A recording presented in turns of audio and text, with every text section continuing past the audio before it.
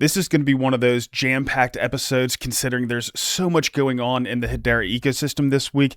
The implications of some of the developments that we're going to cover on Hedera's potential utility is absolutely off the charts. You guys are going to see.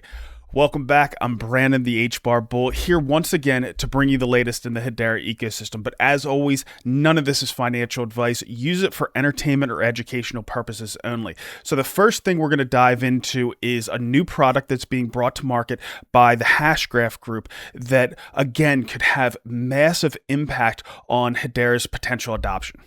To give you some context, the EU is requiring that every product sold into its market must have a digital product passport by 2027, essentially a digital ID showing origin, materials, and full lifecycle data.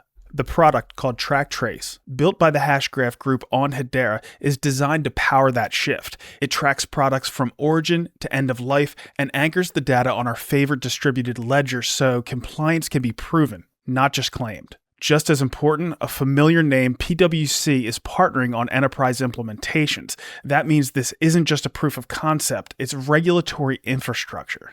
And zooming out, as we know, FedEx recently joined the Hedera Council with a focus on trusted digital infrastructure for global shipments. This is what real utility looks like. Hedera powering solutions for regulatory requirements, making life easier for enterprises around the world.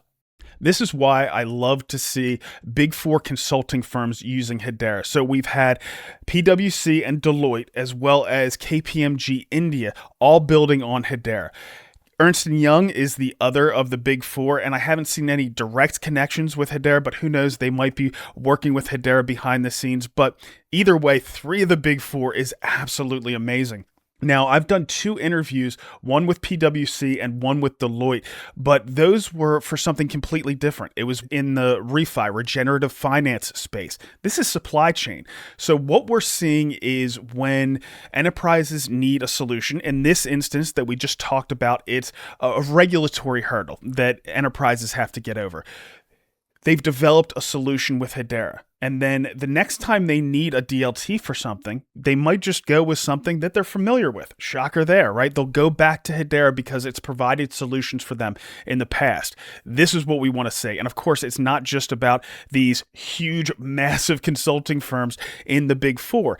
It's about all of their clients, which cover pretty much every enterprise around the world. This is why I'm excited about the Big Four being involved with Hedera. And especially with things we're seeing with FedEx joining the council, and all of a sudden here we have a supply chain solution that's being put out by the Hashgraph Group and PwC. This is the kind of developments we want to see. So we're going to shift gears here. We're going to get into something else, another solution or something that we've been looking forward to a lot in the DeFi space. It's something that has been developed for a while and talked about for a while by SaucerSwap. Let's dive into it because this is a big shift from what users are used to today. Up until now, SaucerSwap V1 and V2 have been automated market makers. You swap tokens against liquidity pools, and it works great for everyday trading and liquidity providers, but version 3 is not another AMM upgrade. It's a full central limit order book, similar to what you might see on a centralized exchange like Binance or Coinbase, but decentralized and running directly on Hedera's Layer 1. This means faster execution, transparent on-chain settlement, all while maintaining self-custody of all of your assets. The trading interface should feel familiar. You'll have charts, live order books, market depth, and full order management. At launch, trading will include market and limit orders, with more advanced order types coming later. One of the biggest upgrades is how trading actually works. Instead of paying fees every time you place or cancel an order, you simply sign an intent with your wallet. Orders go live instantly, cancellations are free, and your funds only move if the trade actually executes. Don't worry though, SaucerSwap version 1 and 2 aren't going anywhere. If the order book can't fully fill your trade, V3 can actually tap into the existing liquidity pools and improve execution. essentially bringing the entire SaucerSwap system together. V3 is also important for Sauce holders. For the first time, Sauce gains direct trading utility. Staking into XSauce can reduce your trading fees and even boost rewards for market makers, creating a loop where trading activity drives fees drive buybacks, and value flows back into the ecosystem through those rewards and potentially even token burns over time. And zooming out, this opens the door to something bigger for the platform. Institutions and professional traders operate almost entirely on order books, not AMMs. And I know I'm stating the obvious there, but V3 gives Hedera a professional-grade trading venue capable of competing with top DeFi platforms on other networks. This infrastructure also lays the foundation for further developments like perpetuals. In short, V1 and V2 solved swapping. V3 takes SaucerSwap to the next level and prepares the exchange for the future. Currently, the team is aiming for a Q2 launch. So I'll keep you up to date on everything that's going on with SaucerSwap as that stuff comes to market. I'll make sure that you guys know. And we're all more used to limit orders compared to liquidity pools. Now, I think a lot of us have gone through a crash course on liquidity pools, so we're used to that at this point.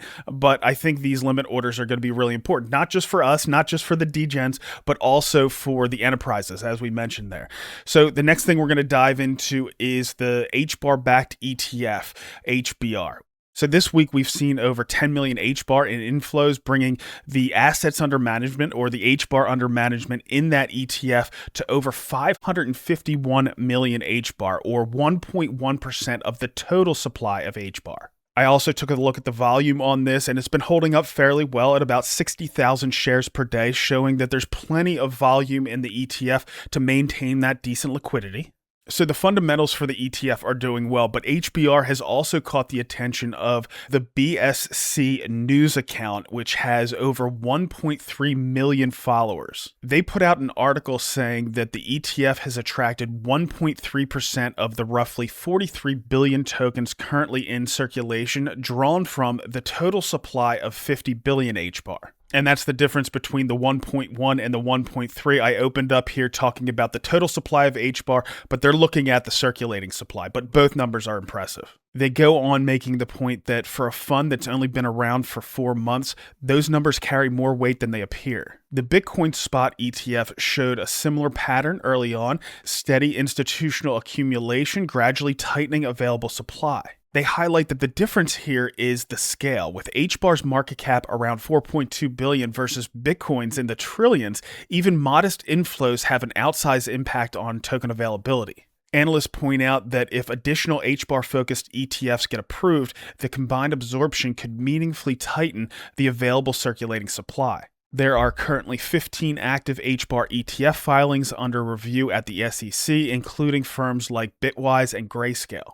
Some of these filings even include provisions for staking the underlying HBAR tokens, which would add yield on top of the token exposure. So we continue to see that single asset HBAR-backed ETF do well. I hope we get some more of those, but I also, as you guys know, think the potential impact of the basketed ETFs, most of which that are in the filing pipeline or have already come to market, contain HBAR. So certainly good on that front. The next thing we want to touch on is that there was another big account, Kraken, that came out with a post that kind of confirmed what we had been speculating here over the past few weeks. Kraken said that new network integrations, Hedera EVM and HTS, are coming soon to Kraken, and they explain a bit about Hedera, saying it's a public proof-of-stake network built on Hashgraph consensus, offering instant finality, low fixed fees, and 10,000 plus transactions per second.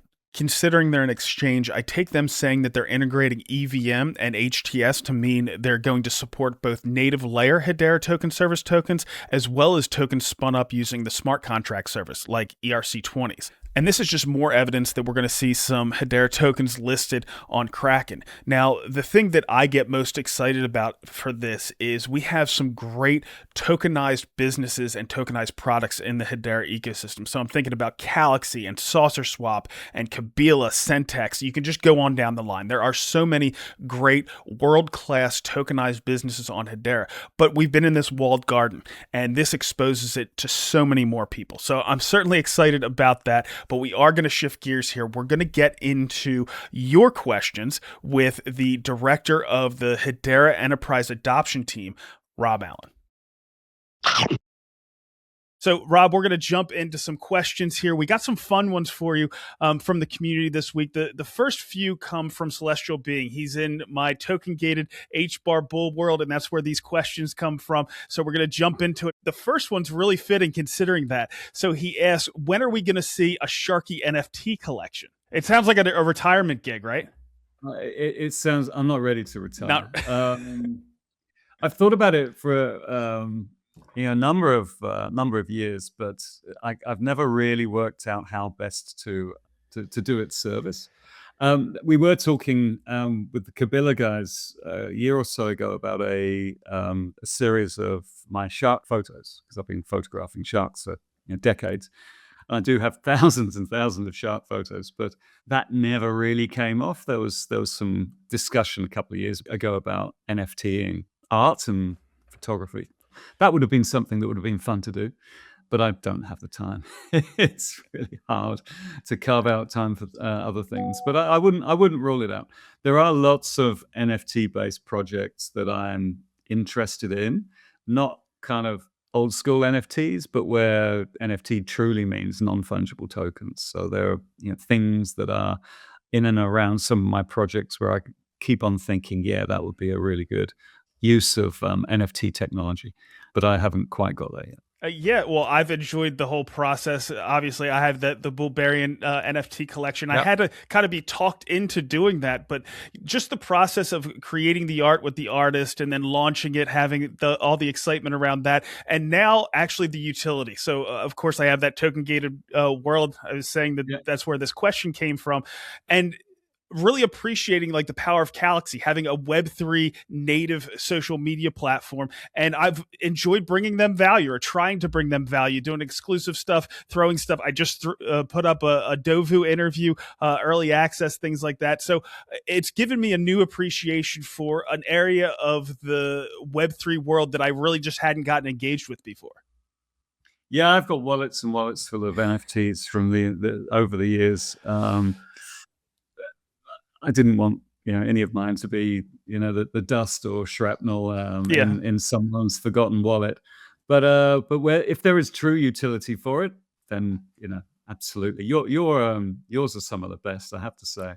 Those Bull Barbarians really do it for me. Yeah, no credit goes to me. The idea, it's the artist and your use of the Midjourney or whatever you use to animate it. Yeah. Those that really works. I'm surprised it hasn't taken off even more than it has, because they're really compelling items. Well, thank you. It has been, like I said, a fun process, and it's what can you do with them in the future? I'm going to keep playing around with the stuff with Galaxy, but that was just the first utility I wanted to play around with, and like I said, it gave me a new appreciation for the entire space. So we have a few more here from Celestial Being. The next one's a little bit more serious. He says, how's the new role with Heat been so far? Any pros, cons, stubborn governing council members, different from Payments Plus, etc.? So how things going so far, Rob? Great question, Celestial Being. Thank you. It couldn't be better. It can always be better. But from where I currently sit, it's going as well as could be expected. The foundation's organizational changes gave us a little bit of a hiccup, because we were relying on foundation to provide the account management function and all of the upstream kind of pipeline management activity. But that's now come into Hashgraph, and we are, with closer lines, shorter lines of control, you end up with far more efficient processes. So that is now relaunching, and many of our council members, are seeing the benefits of that. It's given me an opportunity to get closer to a lot of the council members that maybe I didn't know too much about or were more passive. So we're, really pushing into the more passive areas of the council, whether it be, there are lots of reasons for that. So working out and trying to inject some more interest and find the use cases that are more interesting to them, or they previously haven't had anyone to engage with. They haven't really had that ability to move from idea and even into proof of concept, let alone all the way to production. So we're helping with that. Obviously, there's a need to scale. There is a need, there's a lot of council members to service. So we're starting with the most active ones, and we're working through their projects and finding ways to partner them with delivery partners once their use cases are value assessed. That's a new thing, the value assessment. Previously, many of the projects got as far as proof of concept, but didn't get further. I've talked about this before. And analyzing why that has been the case has taken a bit of time. It's kind of intuitively obvious, but it's especially when you've done enterprise delivery for many years, you know what to expect, or you know what needs to be in place in order to get the last mile into production. But on a case-by-case basis, it's taken some time to work out which council member had the gaps that couldn't be breached, couldn't be crossed. And they were in different places.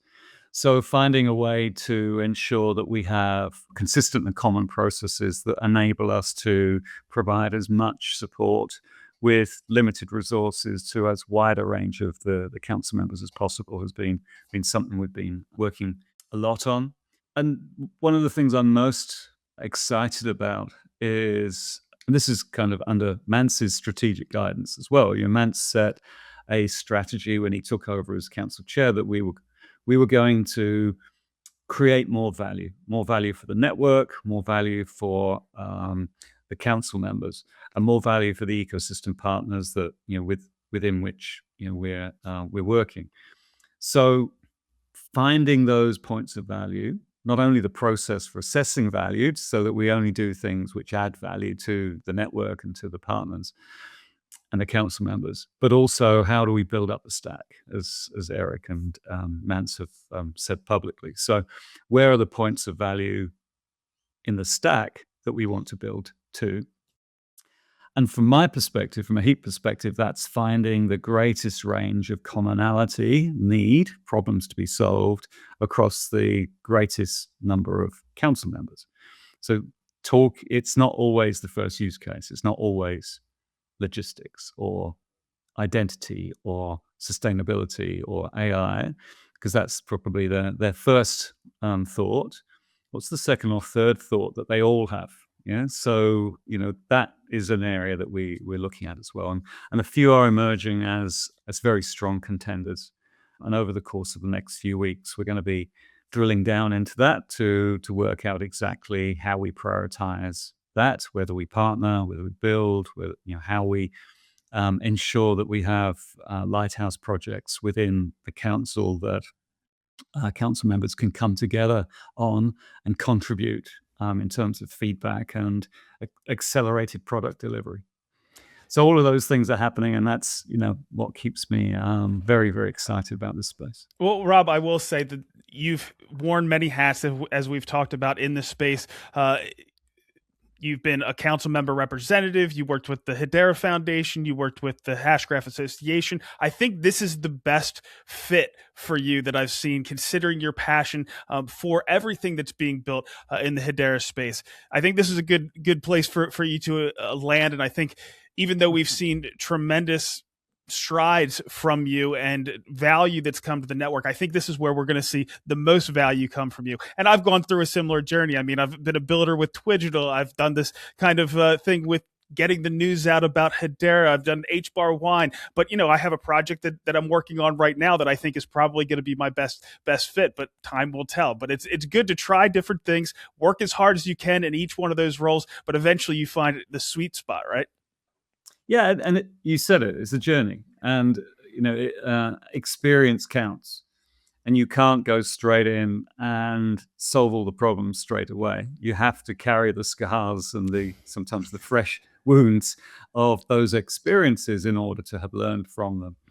And each one of us has a unique path through life, and mine has been a very unique path through the Hedera ecosystem. So I do know where all the bodies are buried, but I know. More so, I know why decisions have been made. So sometimes it's not intuitively obvious why we're at a particular point or why someone has made a particular decision. But if you've been there, or if you know why the context has changed over time, and it's usually macro, right? I mean, decisions were made to decentralize, as an example, years ago because of the SEC and the regulatory stance towards crypto. That drove us into a particular direction, which led to decisions being made, people being, the way that they were back then, where they wouldn't be like that today. And so it really does help having that context, that experience over time. And we're talking about, with FedEx earlier, the paths running in parallel and then converging at the right point. You've been on a journey. You preceded me in this ecosystem. I was. Yours was the first Telegram post that I would probably read when I woke up in the morning in 2018 or 2017 or whenever it was, when I was lurking in the community. These journeys kind of interweave, and it's fascinating from a human watching, a people watching perspective, how people who are still in the community, or those who have kind of gone to do other things, have and sometimes come back and sometimes disappeared into the ether and never to be seen again. That's fascinating, the human part of this journey, and I love it. So a little bit later in the show, we're going to take on some more of your questions with Rob, so stick around for that because they are some good ones. So now we're going to shift gears here again. We're going to get into Hedera Gaming. This is something that I wanted to try here for a while, but they were working on some things to make sure everything was dialed in, and it went great. So we're going to test out Earthlings here today. They are still in beta. They are on the Steam platform, which is pretty fitting considering they have their steampunk theme and their in-game currency is Steam as well. So that kind of goes along. We'll go ahead and launch it here. Now you log in with the normal login you use for Earthlings. So if you use their banking system, if you've used Steam Runner, anything like that, you log in with the same login. Now, of course, this is beta, so you're still going to end up with just a generic character, but when you do eventually get to the point where you're playing and it's live, you're going to be able to connect your wallet and all of your avatars are going to show up there. So we'll just pick one at random here. You can choose if it is male or female. You can choose the eye color, hairstyle. You can go bald if you want. You can change the hair color, change the clothes. That looks good. Change the pants, gloves, create the character. Oh, can't do that. You have to name it. Then you can start the game. So we'll get started here in the Earthlings Gaming Metaverse. You can go forward, back, get a look at the character. Oh, and see, there's one of those suspended rail cars up there. Very cool. All right, and I will say I'm using the mouse and a keyboard here. So every time I turn the aspect or try to turn the character, it swings that rake. But apparently if you use a controller, you don't have that issue. I'm not set up for gaming around here. But you'll see, the scenery is absolutely beautiful here.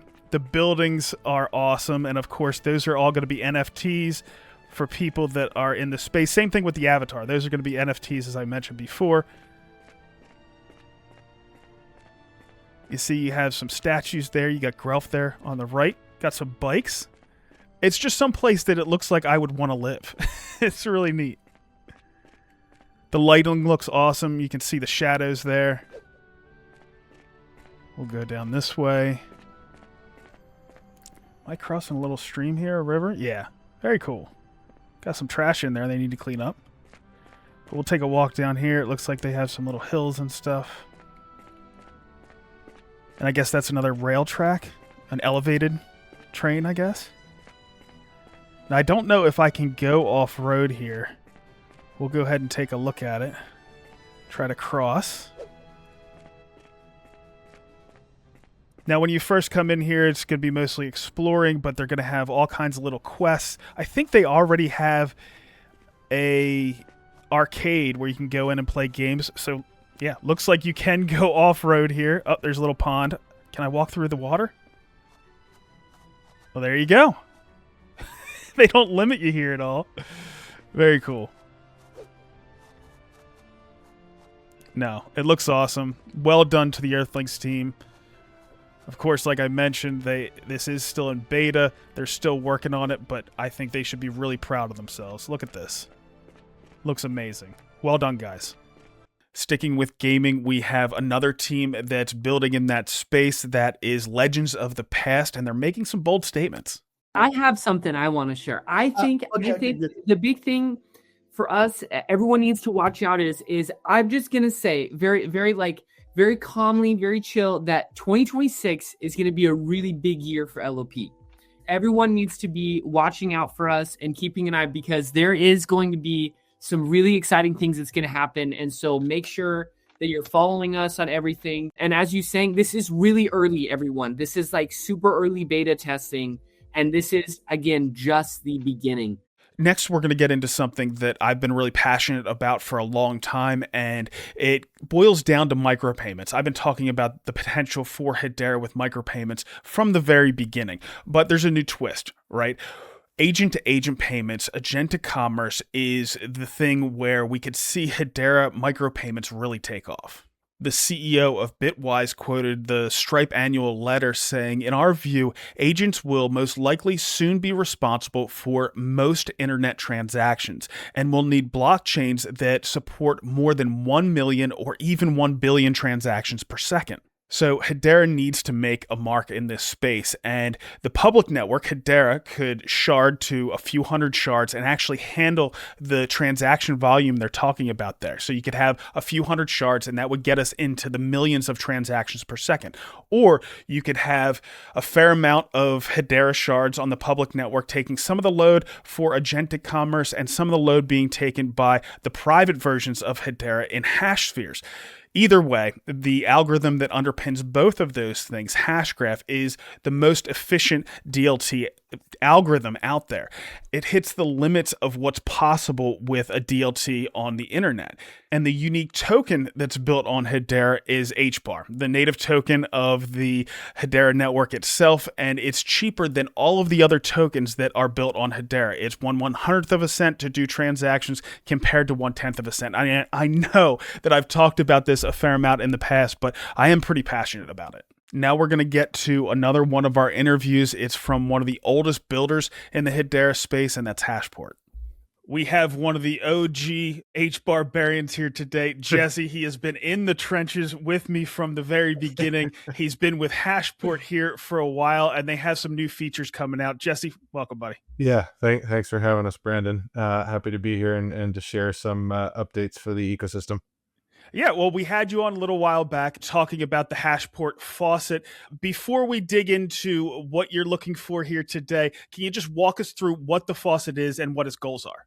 Yeah, absolutely. The faucet was created for the Hedera ecosystem initially to be able to allow any external participant outside of Hedera to be able to get some HBAR for initial transactions or token association fees on the network and be able to quickly get started on the network, as opposed to having to go to, say, a centralized exchange or ask someone in the ecosystem for a bit of gas. It's obviously the cold start problem across Web3 is a very difficult one. But what we've built since launching the faucet, and what we'll walk through here today, is actually the API for the faucet. And it actually has a few unique capabilities that the standard mainnet faucet doesn't have. Or actually more flexibility, I should say.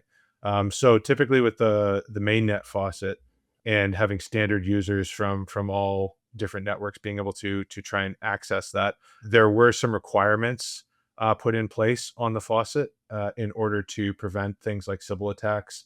And so the requirements of users' accounts needed to be fairly stringent in terms of what the threshold was for an account to be deemed human. Essentially, we're using a platform called Human Passport. Unfortunately, that in being able to try and prevent gaming of the system, it unfortunately makes it a little harder for regular users to get a hold of some HBAR. Now, what we've done here with the API is we're sort of democratizing the entire system for Hedera builders and platforms. And so what ecosystem platforms would be able to do is effectively create their own unique faucet implementation for themselves. And the only requirements will be when they call their own API, essentially. And so it'll really hopefully allow platforms in the ecosystem to be able to get up and running and to really capture users as they come and frequent their platforms on Hedera. And this could be used across all manner of ecosystem platforms, whether that's small or big. Large use cases, potential enterprise use cases could also leverage something like this to spin up as many accounts as they need to and get those off to the races. So we're really excited about this and happy to walk you through. Yeah, let's go ahead and just take a look at this and see how the platform works, and then we'll kind of talk about who you're reaching out to here today to potentially use it. Yeah, absolutely.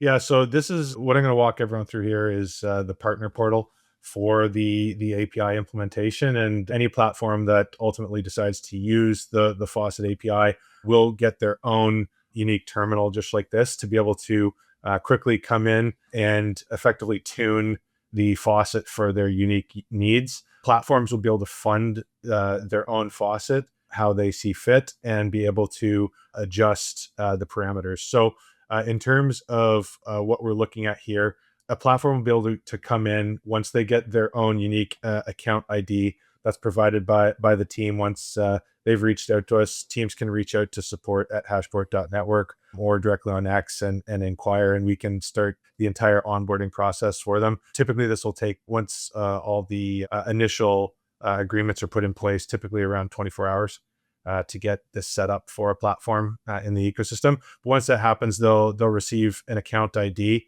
and this is where they will fund their entire Faucet API operation. From there, they'll be able to set a unique refill threshold for, once they've funded the faucet with HBAR, they'll be able to set a threshold amount that will basically trigger email alerts for them if their faucet ever gets to a certain level that they want to top that back up. And also uniquely for this now, they'll be able to set their own custom HBAR drip amount. So it's not just going to be like the 25 cents worth of HBAR that is on the standard mainnet faucet that we have.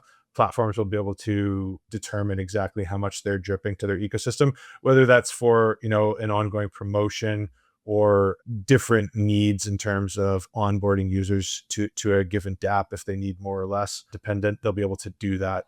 And so this entire platform is built with ease of use for dApps in mind, to quickly be able to integrate using the service. They'll be able to pause the service if they need to, regenerate keys, rotate the account entirely, dependent on what security parameters they have for themselves. So just a lot of value here for ecosystem platforms to be able to really connect with their user bases and capture new users for their platforms. So Jesse, obviously this is for developers and builders in the Hedera space. What would you say to them to get in touch with you, and anybody who might be going back and forth as to if they want to use this platform? What do you have to say to them? Yeah, absolutely. Please do reach out. We'd be happy to work with everyone in the ecosystem. We really think that this is an exciting development for the ecosystem, and being able to capture new user bases. One of the most challenging parts of any Web3 platform, as you well know, is being able to really connect with those users when they do come to interact for the first time. If a user doesn't have the requisite amount of gas from a given network, then they basically are precluded from using that platform at that time. And that's a real barrier to user adoption. So we're hoping that by implementing this, we'll be able to quickly onboard users to platforms and just ultimately help grow the Hedera ecosystem. I mean, all manner of dApps can use this service, big or small. It really will help to onboard users into a given platform. Well, Hashport has been a great partner for the Hedera ecosystem. Of course, the original bridge, the Hashport bridge, allowed us to bring assets over from other ecosystems, make them available in places like SaucerSwap. So a great tool there. It's great to see that you're bringing new tools to the space. Thank you so much for hopping on today and telling us about it. Absolutely. Thanks for having us, Brandon. Now we're going to get to our Korean correspondent, Kimchi, who brought to my attention that there was a LinkedIn post by a VP at Morgan Stanley. So we're talking about the multinational investment bank. And I know that a lot of times I'll go into my shows and I act like everybody is an expert on Hedera, but this kind of gives us a benchmark, a baseline of why we are excited about the Hedera network. He leads off the post saying Hashgraph is a newer distributed ledger technology designed to be faster, more secure, and far more energy efficient than traditional blockchain. So in his opinion, why does Hashgraph stand out? First, it has a different structure. Instead of a single chain of blocks, Hashgraph uses a DAG where events spread quickly between nodes. Then he highlights its high performance, saying Hedera reaches over 10,000 transactions per second, far above most blockchains. Next, he says it's secure and fair with asynchronous Byzantine fault tolerance and fair ordering. He goes on to say Hedera doesn't have mining using millions of times less energy than Bitcoin, and I'll add orders of magnitude more efficient than other competitors as well. The gossip about gossip method and virtual voting let the network reach consensus almost instantly without forking or splitting, and it's great for scale with near instant finality and high throughput, which makes it suitable for large systems like IoT networks. He concludes by saying Hashgraph removes mining and block creation, delivering higher speed, stronger security, and dramatically lower energy use than traditional blockchains. So it's great to have champions, HBAR and companies like this that are just fans of our network, and that's what we're seeing here. My question for you guys is, would it be good to have Morgan Stanley as one of the Hedera governing council members, having an investment bank? Now, we already do have an investment bank. I'm sure I'm going to get called out there. Nomura in Japan, but we don't have any that are centered here in the United States. So do you guys think it would be good to get some banking coverage here in the U.S. on the governing council?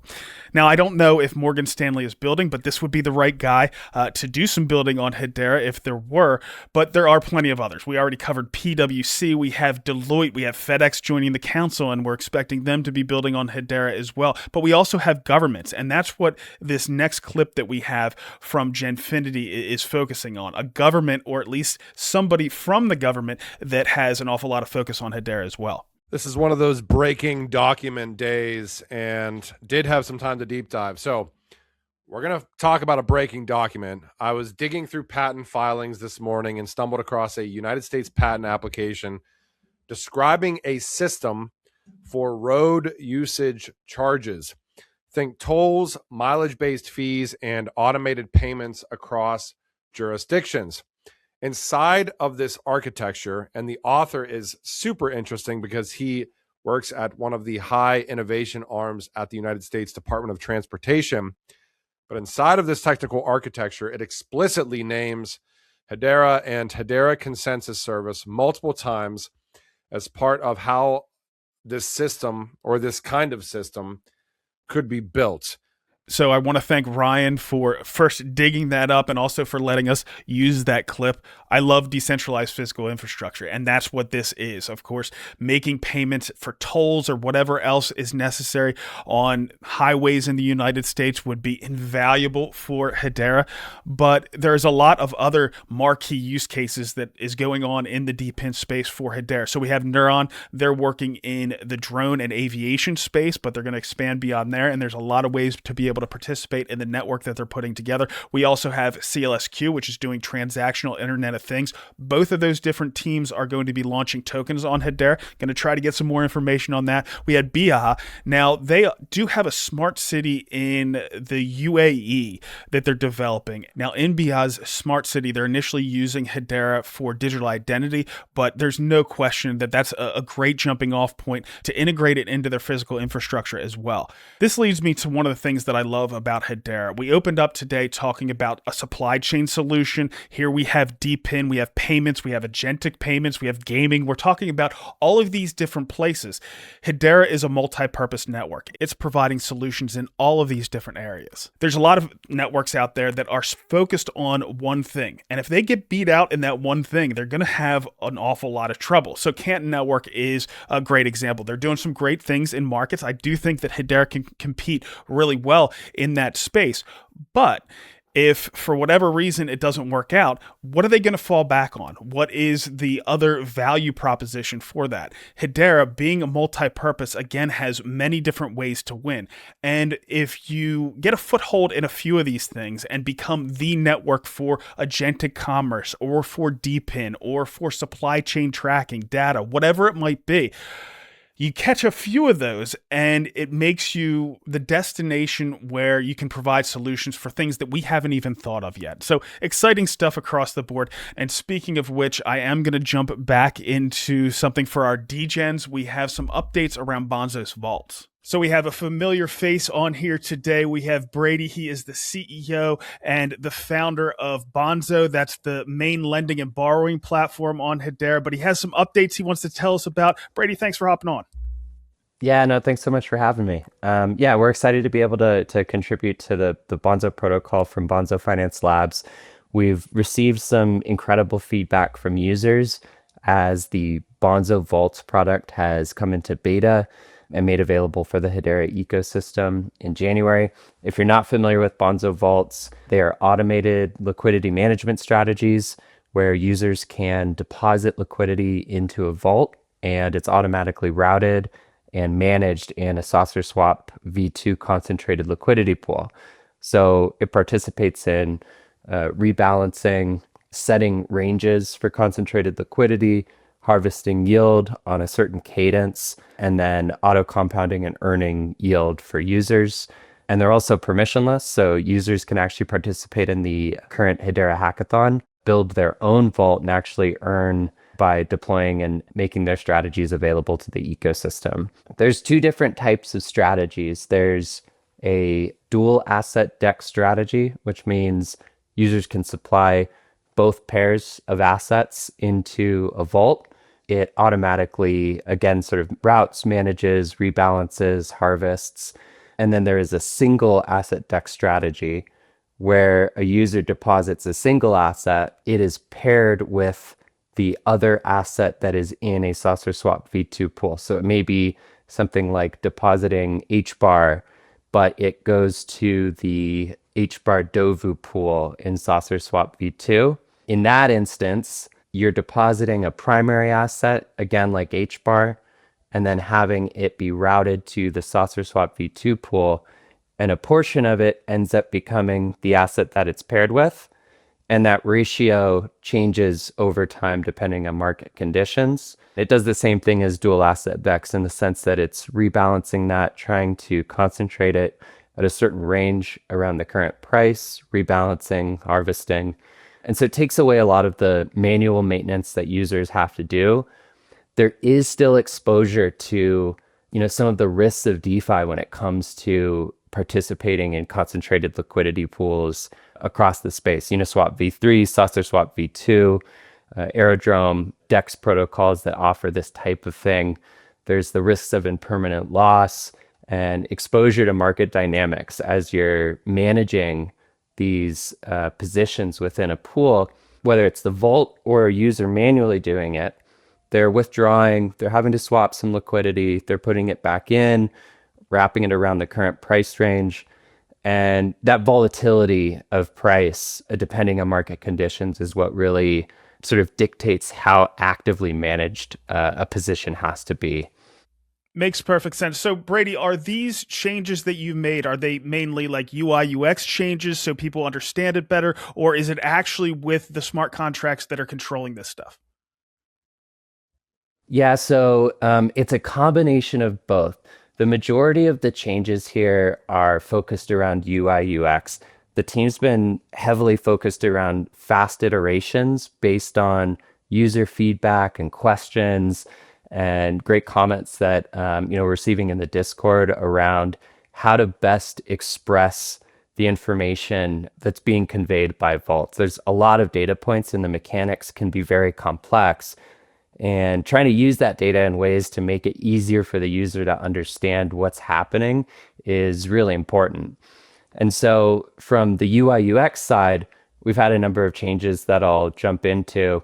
But then also from the mechanics side for single asset DEX vaults, both of these things we've written extensive blog postings about, so you can read in depth, but we'll review at a high level both of them here. So for the UI UX changes, we'll start with dual asset DEX. These vaults are, again, depositing both sides of the SaucerSwap V3 liquidity pool, the pair of assets. There was a change in terms of the data for the APYs being listed.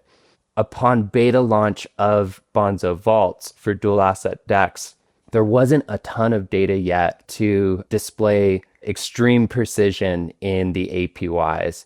And the way that APYs are calculated previously was looking at the range the vault was going to be supplying liquidity within. And then based on that range and the amount of liquidity, looking at what the APY is on a SaucerSwap V2 pool at that range and deriving an APY that is an estimate based on that. And it's very accurate and it's been reasonably good so far. We wanted to take it a step further where we're using the vault's earnings over longer periods of time to actually be able to determine more precision in that APY. What we've actually seen is the APYs in many cases for those dual asset DEXs have gone slightly up relative to the estimate that they had before. In other cases, slightly down, but very close to what we had before, but we do prefer to have greater precision here. And so you'll see that the APYs on dual asset DEXs for 7-day, which is the APY reflected of an average over the historical 7 days, and over 30 days is now listed. And this helps emphasize too sort of the view of vaults being more of a long-term tool that exists in the DeFi toolbox on Hedera. So rather than it being this like short-term thing where I put money in and then after a couple hours there's something there for me, it's sort of best viewed as a tool of many, where this one is one that is more long-term focused. So you'll see those updates now in the UI UX for dual asset DEX on the individual vault pages, and then also on the main vault page where 30-day APY is the one that is listed in the column for all vaults. Jumping into single asset DEX vaults, the biggest overarching thing to say about these changes that I'll list out is users' view of single asset DEX vaults when they're depositing a single asset into the vault is perceiving it through the lens of the primary asset's denominated value. So if you're depositing, let's say, HBAR into the HBAR single asset DEX vault that is paired with Dovu as the example here, instead of trying to run calculations to have everything be in US dollars, it's going to denominate everything in the asset that was supplied. And it simplifies the UI much more than the way that it was displayed before in again, that US dollar denominated value. So if you look at, for example, the yield tab, it very simply shows yield earn in HBAR denominated value. And then it shows a breakdown of the yield if you do want to see what tokens constitute the HBAR denominated value of total yield earned. And in this case, HBAR and Dovu being the two assets in which yield is earned by the HBAR paired with Dovu, and a graph that shows increase over time in that yield, again, in HBAR denominated value. The next one is, again, in position performance, but switching over to the overview tab, which is showing the position overview for someone who is deposited into this vault. Initially, it was the amount that was initially deposited into the vault by the user, and then the current value of the position in the vault, again, originally denominated in USD with a breakdown of the tokens. We've simplified that further to be able to allow everything to be viewed through the lens of the primary assets denominated value for both at deposit and current. There's drop-down menus, so if you do want to see both the primary asset and the asset that it's paired with, you can view that drop-down menu for both at deposit and current value and see that breakdown. And then in addition, the graph has been simplified as well to reflect that primary assets denominated value over a period of time since inception of a user's deposit. And so two final things too that have been updated is position token ratio.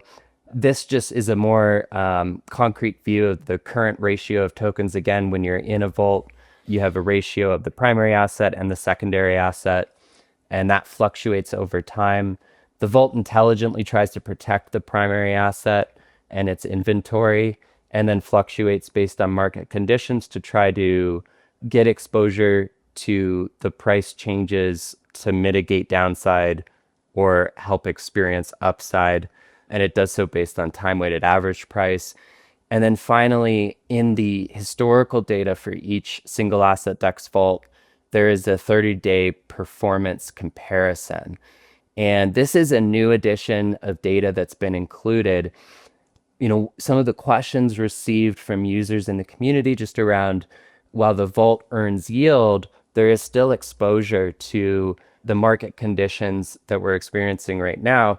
What this expresses is relative to just holding the primary asset that's been deposited based on those market conditions and the vault's mechanics. Is the vault doing better than just holding or worse than just holding? That kind of exposure to concentrated liquidity is going to see these different fluctuations. And so timing and market conditions of when you deposit and when there are withdrawals is part of a comprehensive vault strategy that's up to every user to decide on. So while it is an automated mechanic for DeFi, an automated tool, that exposure still exists. And so we do think it's important to have visibility, greater visibility into the sort of market exposure trend that the vault is also participating in, just like any user that's participating in concentrated liquidity pools, whether it's SaucerSwap or Uniswap V3 or Aerodrome. So we think that's going to be helpful as well. And then final piece here with regards to the actual vault mechanics with single asset DEX vaults. Again, through partnership with Amplify, who is supporting efforts on the single asset DEX vault strategy, there's been updates based on the market conditions to have a more defensive concentration range for these vaults. So when you think about concentration ranges, the tighter you get in concentration on a V2 pool and SaucerSwap, yes, there is more yield earnings, just as objectively a natural sort of force. But when it's tighter and there are price movements, there has to be significantly more active management in that case. And so in analysis of the current market conditions, some of those ranges have been widened, and those details are in this blog post. With those widened ranges, it's a bit less yield earning, but it is objectively fewer transactions and activities that the vault has to participate in, which do contribute to fees associated with the liquidity that's being managed. And then in addition to that wider range, the trigger that causes the vault to intelligently become more defensive has been reduced. So if there is a sort of price change that is of 3% or more within a time period of 20 minutes, the vault actually responds in a faster way to those price changes, which based on that third-party independent analysis is going to be, at least in the current market conditions, a bit more beneficial for vault participants. There's no bulletproof thing. There's no way to predict sort of market changes and how the market responds. But the anticipation is that actually is going to make the experience a bit better for users. Well, it's a beta, right? We're just testing this stuff out. There's going to be new strategies that are going to come out all the time, and you guys are refining the ones you already have in market. But we are going to have a DeFi corner where we're going to hop on and talk about everything going on in Hedera DeFi next Tuesday. So if anybody has any questions about vaults, go ahead and drop those below, and Brady can get to those next week when we have that meeting. But Brady, as always, thanks for hopping on, and we'll see you next week. Awesome. Thank you so much. Appreciate it, Brandon. So I want to get into a few more pieces of news before we get into that second part of Shark Bites, starting off with Axelar, who have added support for the Hedera ecosystem, giving developers and users across on-chain finance seamless access to Hedera technology, applications, and liquidity through a single programmable interface. We've been talking about Axelar for a long time, so it's great to see that they're adding support for interoperability on Hedera alongside Layer 0, which has been doing it for over a year now. We also have a new custodian supporting HBAR with Digital Wealth Partners and a new HBAR listing with FinchPay. Now, listing of HBAR used to be one of our primary focuses. Now, there's an awful lot more focus on utility at this point. That said, these listings are still invaluable. Now we'll go ahead and jump into that second part of Shark Bites. Now we have one more from Celestial Being. We're going to get back to work here. He says, if there's only one thing you would get accomplished with Heat this year, what would it be, and why would it matter the most to you? I don't want to only achieve one thing. There are so many things to do. If I only achieved one thing, then I'd have failed. I mean, there are 33 things now to do, which is 33 council members. Well, then pick a big one, Rob, for this. Well, so like I said earlier, I think the one thing that I want to achieve above all other things, is to find the use case that the vast majority of the council members will adopt. And I'm convinced it's in the area of stablecoins and stablecoin adoption, and probably back office operations that are made more efficient, treasury, cash management, cross-border payments, those sorts of things that all businesses do. And it's going to be AI augmented. So those three things, I think, are that kind of come together: stablecoins, AI, and back office operations. And if we achieve what we want to achieve in that space, and getting a lot of interest from the council on this, then I think we'll be incredibly successful. That's not to say that, the sustainability use cases or the identity use cases or supply chain, we talked about at length, won't be part of that. But, we're looking for the things at the heart of enterprise, and, we've got a lot of options in that back office. All right, I agree. I think stablecoins, I've always been the payments, thinking payments and micropayments are the way to go. And I think, that's where we're going to land and have a lot of success. Well, the question was about Heat, but I think more widely in the Hedera space, we absolutely need to nail AI this year. And we're really in the driving seat. I was saying pole position to use a McLaren analogy, but we're definitely there, I think. We need to be able to follow through. I think AI is so incredibly powerful right now and will continue to be, as we know. But Hedera's place on that AI journey, I think, can be coupled. In a year or 2 years, it would be great to have AI and Hedera kind of coupled in people's minds. And Agentic Commerce is where I think we should be. So, agent to agent commerce, agent to agent payments, with Hedera first as infrastructure for that. That would be where I would hope to see this space this time next year. Absolutely. And we want the HBAR to be the medium of exchange of choice, or at least in my opinion. So we have another fun one here, comes from Willows Rock, who said, great content today. Thanks for answering my database cost question. Can Rob actually play the didgeridoo? I saw one in his office. There it is. Yeah. It's the Yidaki. Yidaki is the name that the Australian Aborigines call this. Unfortunately not. In order to master the Yidaki or the didgeridoo, you need to master circular breathing. So that's where you're inhaling and exhaling at the same time. And I've tried.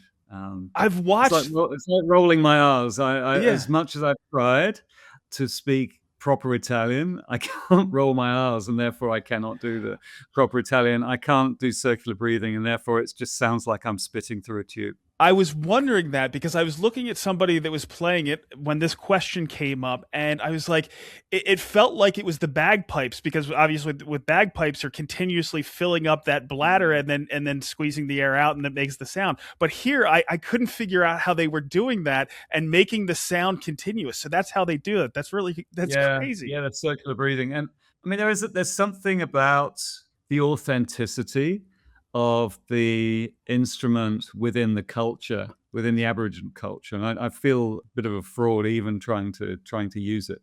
I mean, it's fun, and this particular Yidaki I got when the family went to Uluru, which is Ayers Rock, the spiritual heart of Australia, quite an incredible experience and being there.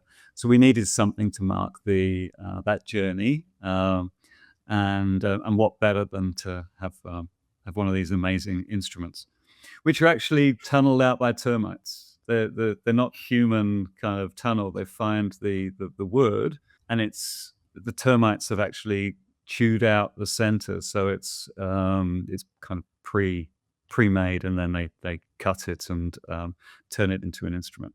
So it's a very, very special Australian thing. Very cool. Very cool. All right. So we have one more for you. Santya Kumar 5336 was wondering how hash spheres help with privacy as it pertains to TradFi applications compared to the public network. Privacy comes in a variety of ways. We use privacy to be applied to all things confidential. It might be privacy at a transactional level, in which case we can encrypt or hash those transactions on the public network. We can secure and make confidential the wallets. So, in a pseudonymous way, most wallets are secured, but that doesn't work for most financial services applications where you need to do KYC and KYB. So, there's that layer of confidentiality that goes on top. Where we're applying identity, we're talking about digital identity a lot, so identity credentials. There are processes of securing the data within those applications, and not just within identity, within any transaction. So you've got selective disclosure or ZK proofs. We've got many ways to apply privacy within decentralized solutions. So hash spheres are private versions of Hedera, as we know, and the privacy applies, to the perimeter fence. So anyone from outside can't see the confidential nature of the activities inside, unless it's shared, of course. So, there are aspects within hash spheres that can be written via Hedera consensus service to the public network. And, that's one way of kind of creating interoperability between spheres and between, a private network and a public network. And we did that, and we demonstrated how that might be done in Project Occasion.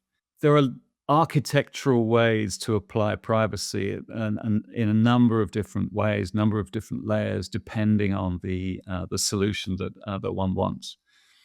I personally don't think that just deploying into a hash sphere gives you privacy. Of course it doesn't, because the things that everyone inside that perimeter interact with are transparent, unless you deploy these other ways of creating privacy or obfuscation on different elements of the data that you're transacting on.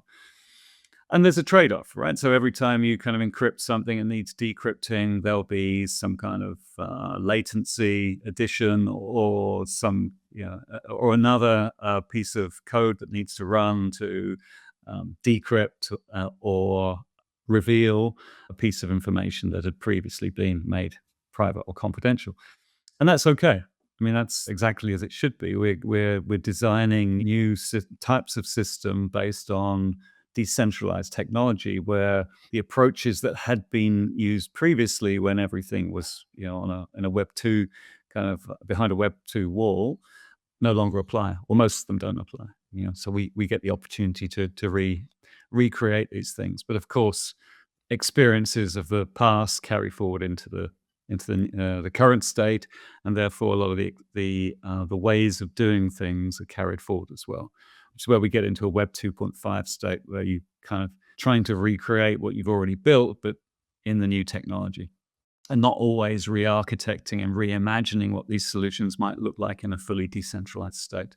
So that's a long-winded way of saying a hash sphere on its own won't give you privacy other than from everyone without, but you need to apply other aspects of privacy when you're within. Rob, it seems like the pendulum swings back and forth. Back in 2019, it felt like there was a big push towards these private networks with R3, things like that. Last year, about this time, it seemed like people were swinging completely towards this is all going to be done with public networks. Now it's not like we're seeing a swing back. It seems like they're saying, okay, well, it's going to be both. What's your thoughts here in general as far as that pendulum swinging back and forth and where we stand right now? Yeah. Don't get me wrong. I think there's absolutely a rationale for enterprises to choose private networks, to choose a Hashsphere. It will be, and it's proving to be the case. We've got a lot of demand. Now, business development team are seeing a lot of demand for Hashsphere implementations. I spent hours just yesterday on just that with an entirely new potential user of Hashsphere here in Australia. So, but the reasons for implementing Hashsphere vary. I mean, it's not always privacy. It tends to be, but sometimes it's, well, we're just not ready to get fully immersed in Web3 yet, but we know that the transition into a Web3 future is easier if we build and invest on exactly the same technology, but within a Hashsphere. So that route is the most common one, I think.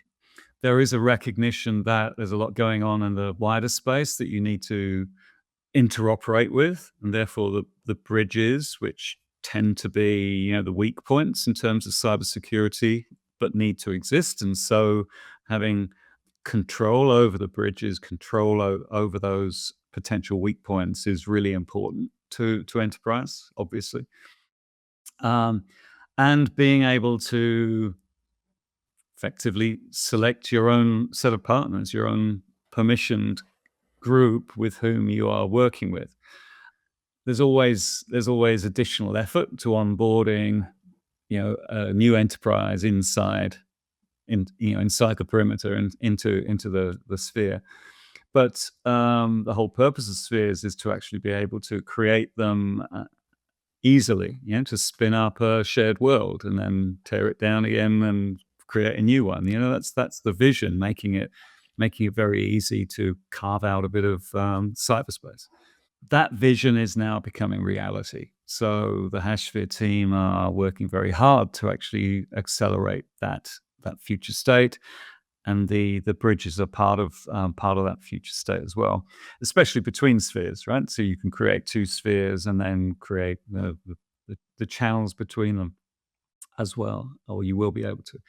So there is a lot to recommend. In fact, maybe if we'd started sooner, or maybe if Dr. Lehman Baird had invented Hashgraph prior to Ethereum, then we would already be in that state. I don't know. It's you can't recreate history, but it feels like the shared world approach is in some ways preferable to the fully open, fully public, fully permissionless network that the blockchains have become. But I mean, I'm just speculating here. It's that'll be a good fireside chat with a couple of glasses of wine at some point in the future. How history could have been different if Hedera Hashgraph, as it was then, had preceded Ethereum and smart contracts. But I'm very happy where we are now. I think from an enterprise perspective, we have a lot of interest. So there's a lot of reasons to be very interested for enterprise in what Hashspheres bring. And there's a lot of reasons, I think, for Hashspheres and Hedera as a kind of partner with a public and a private aspect to the same thing, the same Hyro code base, should interoperate, and use cases can then be developed in such a way that we're able to build solutions which no one else in the Web3 space is able to. Well, Rob, as always, some great responses. We usually don't take those fun questions, the personal questions, but we got into some of them today, and I liked getting into that as well. But we don't have anything else for you here today, so we'll see you in a couple weeks. Thanks very much. Yeah, I'm away in New York next week with the leadership team. So probably the week after. Sounds good. And with that, let's jump into this crypto and HBAR market. Bitcoin is down 3% on the day and 3.7% on the week to about $65,000, but is pretty much completely flat over the past week, still sitting at just about 10 cents. HBAR is holding firm at number 21 on the CoinMarketCap list. Granted, for the tokens above us are stable coins. There's a lot of indecision in this market, and admittedly, I'm biased towards the upside, but still, I'm feeling good about where this market sits right now. So Rob and I were talking about the Bullbarians there. If you want to support the channel and get access to my HBAR Bull World, you can go on Kabila. There's an active mint going on for some of them right now. The Rare Queen is still in there waiting to get picked up. If you already have one and you want me to animate it, you can go ahead and just let me know what number you have, and I'll go ahead and do that for you. Looking forward to next week on Monday at 3 p.m. Eastern. We're going to have a DeFi Corner live. So if you want to talk about any of the SaucerSwap stuff, any of the stuff that's going on with the Bonzo vaults, or you have any questions or other comments, come join us. We'll go ahead and get into whatever you want. Besides that, I'm also going to have a regular DeFi Corner episode with Brady on Tuesday, hopefully. Not sure if I'm going to be able to get Rob on for next week, but we're going to go ahead and give it a shot. And then I have a few more pokers in the fire. Hopefully we'll be able to get some more stuff for you next week. Of course, there's plenty of stuff going on in the Hedera ecosystem, but that's pretty much all we have for now. We'll see you next week.